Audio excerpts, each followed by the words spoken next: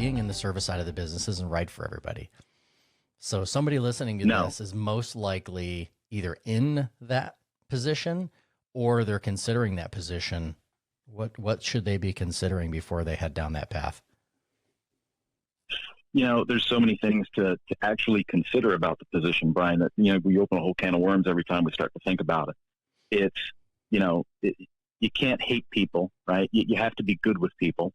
You got to be somewhat mechanically savvy, but you don't have to be a genius. You don't have to be a master technician to be a service writer. In fact, I find some of the best service writers are the ones that actually don't know how to work on the bikes. You need to have a lot of patience, and you need to be a really good communicator and really good at understanding priorities. And, when I give these trainings, when I do fixed operations training, whether it was for Ducati North America or for Suzuki or for independent consulting, I make 3 promises to people, and I tell these service writers, by the end of this training, I'm going to show you how to manage your department instead of your department managing you.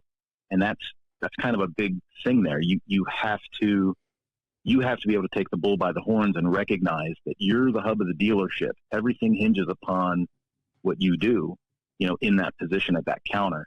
You're in charge of what the technicians get. You're in charge of what bikes get done for sales. You're in charge of, parts flow through the parts department. You're the number one customer of the parts department.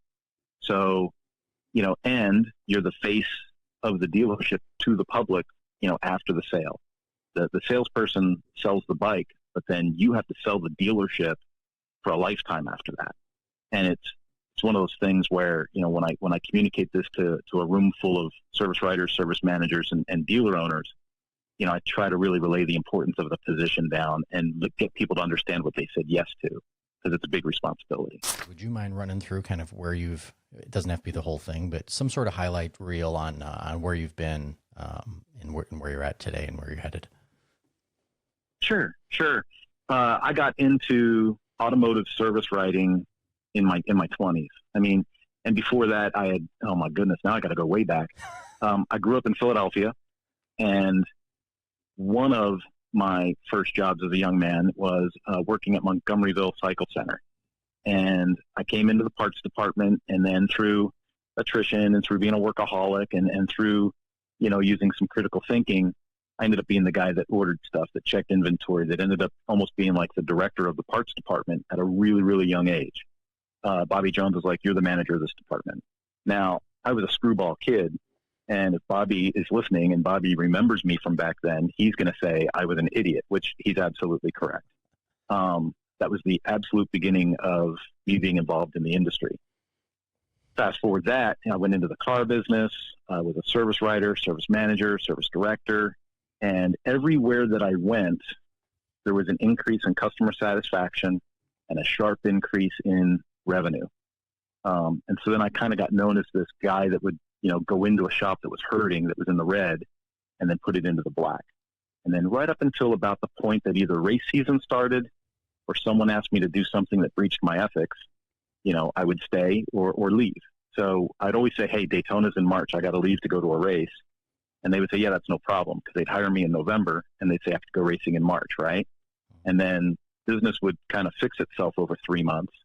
And then I'd say, "Hey, it's March. I'm going racing," just like we discussed. And they'd be like, "Oh, you can't leave now. There's too much going on. We got to keep you." And I said, "Well, I'm going. I'm going to Daytona. And if I come back and there's a job, great. And if I come back and there's not a job, that's fine too." And then I'd go to the next dealer and start that repair process. And through that frustration, that's kind of where that book originally came from. It was, what is the matter with me? Why have I worked at 20 dealerships at my age? Why can't I succeed? Why am I so frustrated if everywhere I go I see success? Right? And that was like this dichotomy in my brain. So when I wrote the book, I didn't think anyone was going to buy it. It was a mental exercise to just get it out of my head so I could sleep at night. And then sure enough, the thing started selling, and it led to a career with Ducati. And then that took me to Suzuki. You go to this other Suzuki dealer, and they've got that in common. And I would kind of shake my head and say, not really. It's the fact that they interact with that brand exists, but all else is, it's an individual running a business the way they choose outwardly and physically. When you show up, like you're saying at the store, there might be certain aspects to do with, some branding that are the same, but ultimately, it's not like any of these guys signed up to work at IBM and have, the clock in, clock out, show up at the same place. That's, it's definitely a different program. And is that a direction that these dealers in power sports should be moving? Should they move in that direction the way the automotive is? Well, in a lot of my training that I do, and I should be fair, hopefully it's okay to give a shout out. Absolutely. The folks at Garage Composites do a really good job at this as well, trying to get dealers to communicate in similar ways or in similar fashions or have similar processes. At the end of the day, you want to mirror your dealership like a successful dealership treats customers. You want your customers to come in and have like a duplicable experience with other good dealers, right? So on one hand, you want your business to be unique. You want your business to stand out. You want your business to be, individualized in the field. But on the other hand, you got to be careful not to alienate your customers, and you need to follow some best practices. And so, part of what I train or part of what I consult with dealers on is how do we establish those best practices, and what are the processes that you need to have in place to make customers feel comfortable? And then above and beyond that, what are the things that you could do to be exclusive or exceptional that makes your customers, exceed expectations as far as their view of you? And that's kind of how that training has to go. What would you tell, a dealer listening to this who's either got somebody in position they're not sure is the right person in that position? Is it keep the person, get them trained, or is it you really need to put somebody in that position with these attributes and with this training? Well, you've asked a multi-level question, and there's a couple of things I need to address with it. And I hope that it doesn't sound too crass, but from a dealer owner perspective, when I talk to dealer owners, one of the first things they say is, I'd love to get a good guy on the counter, but I just can't afford it. Right? Like I'd love to go hunt down the right service writer with the right talent, with the right this and the right drive and the right mentality and put them on but I just can't afford it. And I'm here to tell you all day long, that is a complete myth, because the right person on the counter is going to drive your sales and your revenue to more than compensate for whatever that cost is. And it's going to increase your customer satisfaction and your perception outside the shop. So it's the best money you could spend. Now, beyond that, the next part of that question would be, if you can't find that right person, then you need to find the right attributes, right? So Mañana No Mas, my company's actually partnered with another source that helps with HR services. And part of what we do is we scientifically assign each position in your dealership, all of it, from sales all the way down to, parts receiving. We assign each of those positions a certain profile. And then when people apply, we have them do a profile survey, and then we match that and scientifically only draw off the best applicants. And it's not saying that they have the best experience like with Suzuki or the best experience with Kawasaki or whatever, but what we're looking at is work styles, right? So you match the perfect work style to the position scientifically. You only interview those people that qualify in that range. And then that at least helps you put the right person on the counter. They might not have the right background, but it's the right person. And once you have the right person, then the dealer has to make the investment to train that person correctly and onboard them correctly. And that's another phase of training. If you don't have the bandwidth to do that internally, then that's when you hire someone like me or Garage Composites or one of these other providers, to work with those people to get them to be the person you want them to be. And then you can imagine what the next argument is I get from dealers on that one. And that is, if I go through the process and spend the money to hire the right person, right? Because there's a fee, obviously, to do all this scientific aggregation, right? So, but you get the right person on the counter, that costs money. And then you bring in a trainer to train that person properly to deal with the different brands and the different eccentricities of warranty submissions and all that stuff. You train that person at the skill level. Well, now you have a highly trained, perfect individual for that desk. And dealers are always afraid that if they invest in somebody, that person's going to leave and go down the street for an extra $1 an hour. And that is where I go right back to the first statement. if you are afraid someone's leaving your dealership for $1 an hour, you have a culture problem in your shop and you need to fix that. That becomes another part of the consulting process, right? How do you limit turnover in your dealership? How do you make employees happy to be there? How do you make customers happy to do business with you? And that's all part of, developing your business and learning from the lumps along the way. But if you're afraid to make the investment, you'll never advance the department. And if the department doesn't advance, well, isn't it one of the oldest sayings and I'm going to butcher it because you just reminded me of it, but I can't tell you what it exactly says, but it's something along the lines of, if you don't invest in, if you invest in training your team and they leave, how's it go? I'm going to get it wrong. I already got it wrong. Something like if you're thinking of the Richard Branson quote. Is it a Branson? What is it? What is it? Train your people to be excellent, and then pay them enough to make them not want to leave, or something. Well, that's probably a better version of the one I was thinking of.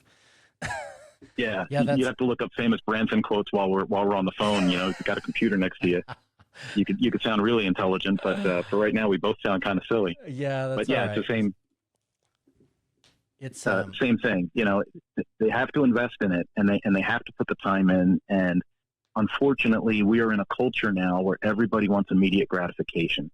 They want to pluck somebody out of the ether, drop them on the service desk, give them a sign on the light speed, and think that magically they've got their service desk handled. And that's just the furthest thing from the truth. These products are becoming more and more complicated. They're not getting simpler. When I was the national trainer for Ducati and I was introducing cruise control and adjustable ABS and electronic suspensions and all these things,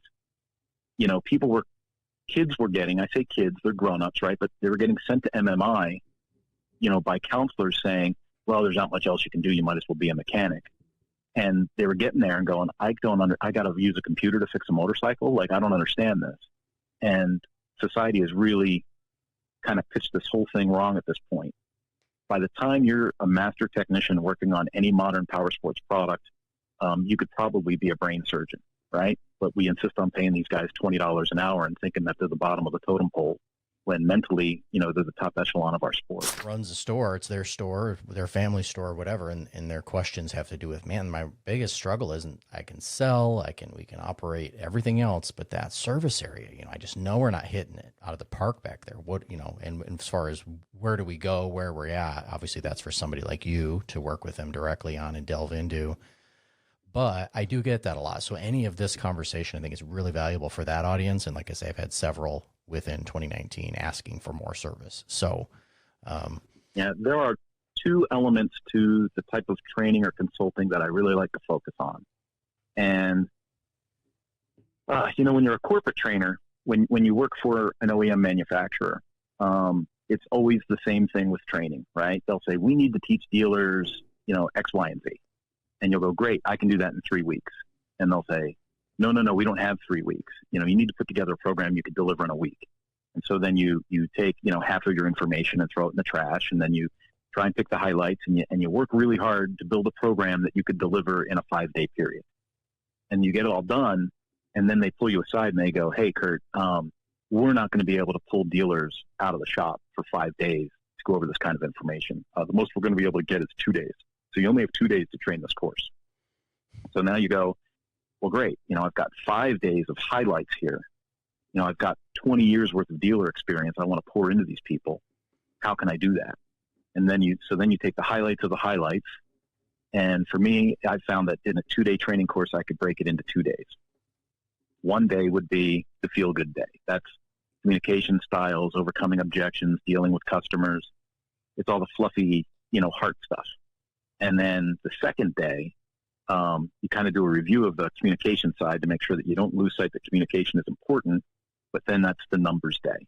And that's when you look at technician productivity, shop efficiency, how to drive the numbers, how to dispatch the work more efficiently, the ins and outs of actually writing the service ticket and making sure that you meet the legal requirements to make a ticket, real, like God forbid you had to go to court for something. And, I've done that course for years with Ducati North America. I wrote a course at Suzuki for that. And, at Ducati, we tracked it. The dealers that actively took the training the ones that took training on average had a 47% increase in parts and labor sales, and that's nationwide and up into Canada. And then one of the dealerships in Canada went 1 year, and then the very next year came to training again. And it was a different guy. And he goes, well, I can't believe it. This is the course that my coworker took, and we're up $650,000 for the year, parts and labor sales only. So we went and did a dealer visit, and this particular shop didn't do, 1 or 2 gold nuggets from training. They did everything. And it was so rewarding and so humbling for me as a trainer to go into a shop and see, okay, what happens if someone actually leverages your advice and does everything you say to do? And they were up $650,000, still had a fiscal quarter of the year to go. So they were projecting, over a $1 million increase in parts and labor sales, and that's from a single shop in Canada. So, and when you break that down for the OEM, because now people are probably wondering if they're listening, they're saying, well, why did Ducati pay for that training if the dealer's making more money? What's in it for Ducati? Well, remember, if there's a 47% increase in parts and labor for the dealer, and a good ticket is 50% parts, 50% labor, well, that's extra part sales for the OEM as well. And so that extra movement in parts is what kind of generates the income or the revenue that justifies the training that they give, right?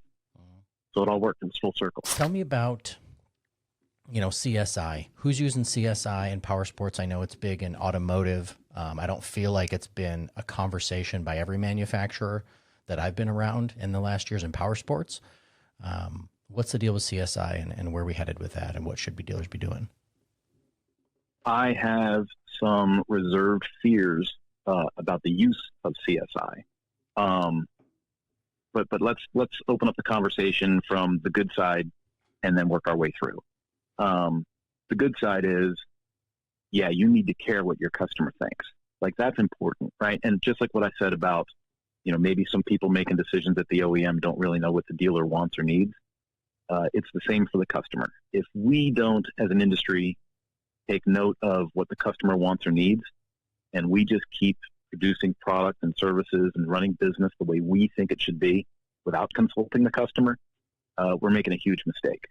And, that's evident. If we take a look at the industry as a whole and watch the sales, declining year after year after year, and everybody clutching on the straws and trying to figure out, well, how come everybody stopped buying motorcycles 5 years ago? It's a frustration. But the problem that I see with CSI is that people in charge, bean counters, will grab a CSI number and take that as a reflection of something else and something that they can put retail bonus incentives on, at the wholesale level. They can adjust commissions. They can adjust, commissions on warranty dollars that might get paid over the service counter, things like that. And I think that's really, really dangerous. I think using CSI as an overall guide or one of the key performance indicators to show you how your business is doing, like what your trends are, I think that's healthy. But I think when you leverage it as a sole tool to manipulate dollars, I think that becomes a negative. And we got to be really careful as an industry how we approach this, because on the automotive side, I'll give you an actual story. A friend of mine was a service manager at a Nissan dealer, and it's a pretty big company that he was involved with. And he was foolish enough to sign a pay plan that gave him a pretty aggressive commission structure. But at the end of the year, if his CSI score had fallen, he would have to give back bonuses, right? So the paycheck before Christmas, they hit him with a negative paycheck of like $4,000. So imagine working, the whole month, getting through the whole commission period, right? Business is going up. You've created revenue for your boss. You've done all these things, but then 1 or 2 people aren't happy. They submit a survey with a 0 on it to make a statement, or just because they're pissed off, and that individual loses $4,000 right before Christmas. Like, that is a complete misuse of what that tool is meant to do, right? What should happen is someone submits a 0. Well, a dealership can't possibly create a 0 survey, right? Something had to go right. So that tool should be, get in touch with that customer. Let's do some damage control. Let's figure out what's going on here. let's use this as a positive reinforcement tool to regain relationship with customers that we may be losing relationship with. That's what CSI should be used for. But instead, it's used, as a punitive action. They take money back from somebody because it helps their top dollar, right? But nobody ever reaches out to the customer and fixes the original problem in the first place. So that, to me, is the danger of CSI. It's meant for good things, but it's rarely implemented and used for good things. Do you think should dealerships, whether service department or otherwise, should they be using the manufacturer's CSI platforms or whatever their version, variation, whatever they're calling that is, or should they be doing their own internal to kind of keep away from? I personally think every business should be using some type of gauge of their own. And I'm really, really flexible on this, Brian, because it depends. Like I said, every power sports business is different, right? Mom and pop, corporately owned, all these different things. It could be as simple as, a Facebook poll, Facebook survey on a Facebook page. It could literally be that simple.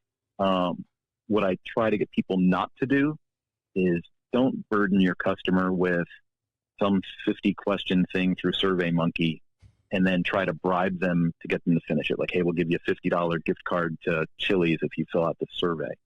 That's not active CSI. You want something that is short, convenient, and the customer is willing to do it without being enticed. And if you can get that to happen, then you can start to have an actual gauge on whether you're making customers happy or not. And then when you have customers that are super over the top thrilled, or people that send in like extra comments, right? You can then do a follow-up with those particular people at that range and find out what worked. So you can continue to focus on what's working. And then on the opposite side of the range, when people respond negatively, you want to follow up with those people, graciously and apologize for their time and all that, make sure that you're humble, but find out, hey, where did we drop the ball? Where could it have been better compared to other dealer experiences? How do you feel that this actually went? And then it gives you, tangible information to go and make improvements. But, a lot of times the manufacturers it's the same game for them. They're sending out scads of surveys, everyone that buys a bike within the first 30 days, 90 days, and 120 days gets a survey to the customer. Only a certain percentage return the surveys. It's either people really happy or really ticked. People in the middle kind of ignore them. And then executives that aren't familiar with the dealer structure are making, corporate landslide decisions based off of those numbers and results, which is kind of a mistake. What did we do to dazzle you today? Like, what dazzled you today with what we did? In what way have we? That'd be question one. And question two would be, where could we do better for you next time? Or something like where could we have been better? It could be as simple as two different things, right? That way you see the peak in the valley, so to speak. Okay, this is an area we need to move toward. We're seeing a lot of this, or this is an obvious example of something we can implement quickly. And then obviously this other area, why did that happen? Let's fix that. Let's not let that be the case again. For me, it's a two-question deal. I know that's maybe too simplistic, but yeah, the survey thing is burdensome to the customer, and everybody wants feedback, everybody wants data, but you buy stuff on Amazon because it's convenient, and then they harass you by email for the next 3 weeks to fill out, give a review of the product, right? Everyone's doing the same thing. And I believe they need to make it much more simple for the customer to communicate with the dealer and with the OEM. And those advanced CSI programs are incredibly expensive. So, when I look at a company spending a couple $100,000 on sending out surveys and aggregating CSI data on a website somewhere, every year, I say to myself, how could a company better spend $200,000?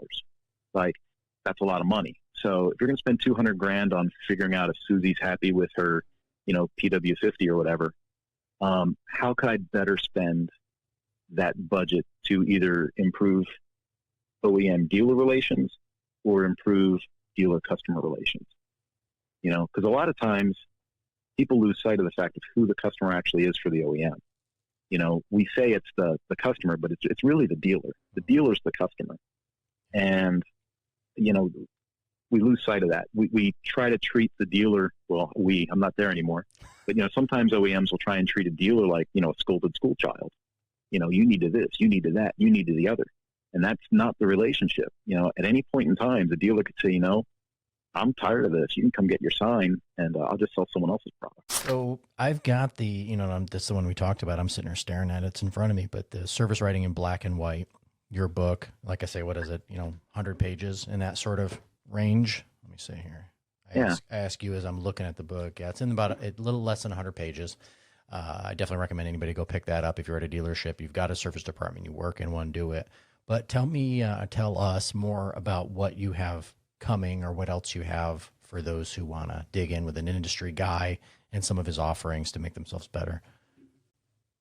Well, moving forward, I wrote the book and published that one in 2007, and I almost thought it was a scam or a joke. Someone had reached out to me and said, I'm with Ducati North America. We've read your book and we like it.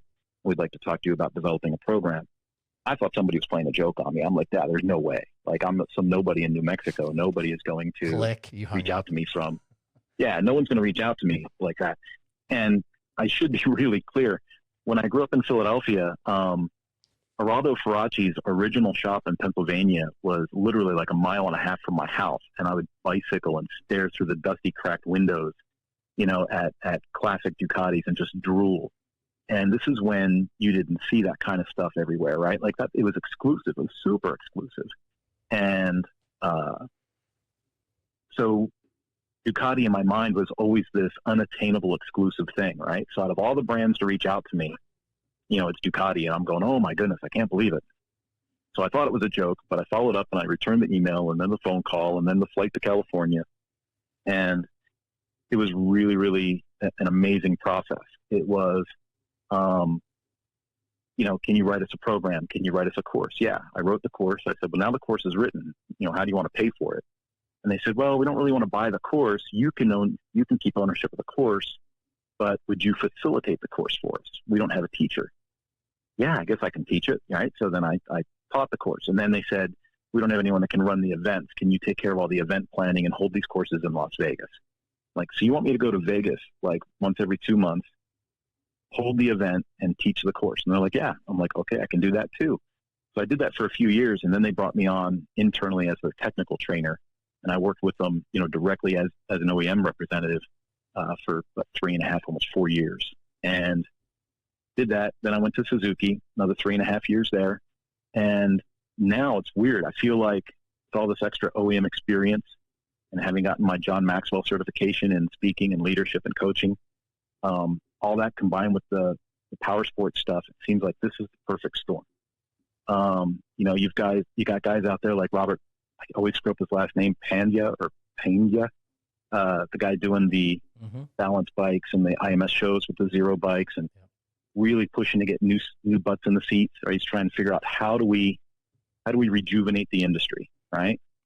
So he's moving forward. You got the guys like Garage Composites doing their thing. They're really great at sales and 20 clubs and all that kind of stuff. And then I'm taking a look at where I'm at, and I'm going, I really don't need to go to another OEM. I think the best move for me and the best move for the sport, the most value I can add to power sports right now is to leverage what I know. And that is to focus on the fixed operations, release the second book, which is already written, which is Service Writing in the Gray. And then, so I have Service Writing in Black and White, Service Writing in the Gray. Service Writing in the Gray is like dealing with the gray issues, right? Communication issues, overcoming objections, all that kind of stuff. It's kind of the soft skills of service writing. And so release that book and then move forward with dealer consulting and possibly doing some masterminds online with dealers that want to participate. And all of that is kind of held together by the Mañana No Mas Academy online at mañananomas.com.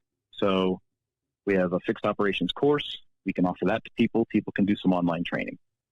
If they dig the online training and they start to see some advancement, but not really sure how to implement things or how to do a needs assessment at their dealership, well, then they can give me a shout. They can contact me through the site. I can go to their location, perform a needs assessment, and then meet with the owner of that dealership and say, okay, based on my needs assessment, these are the top 5 things we can go after to get you the best return, right? And I'm thinking like customer satisfaction and parts and labor increases. Once we nail that down, then we can start looking at employee turnover and internal training. And then once you get the service department dialed, then you start working on plugging that service department into the other departments of the dealership, parts and sales. And once you get the leaders of those 3 departments working together, your dealership can really start to sing. A lot of dealerships are like, they're like a 3-person band and one of them's out of tune, right? There's always something going on. But if you can get everyone to be in tune, all of a sudden the music sounds great. And when the music sounds great, that's when your customers are happy, and that's when business really starts to thrive. And that's what I'm shooting for. Thanks again for listening to this lost tape of the Dealership Fix It podcast. These guest interviews still hit hard, and we're bringing them back re-edited, sharpened up, and focused entirely on what matters, helping dealerships like yours improve, grow, and win. If you got something out of this one, hit that share button or forward it to a dealership friend who needs it. And make sure you're following the show so we can keep bringing you more content like this with convos with people shaping the power sports industry. Catch you on the next one. Still guessing what to pay on a used bike? Still holding aged units that just won't move?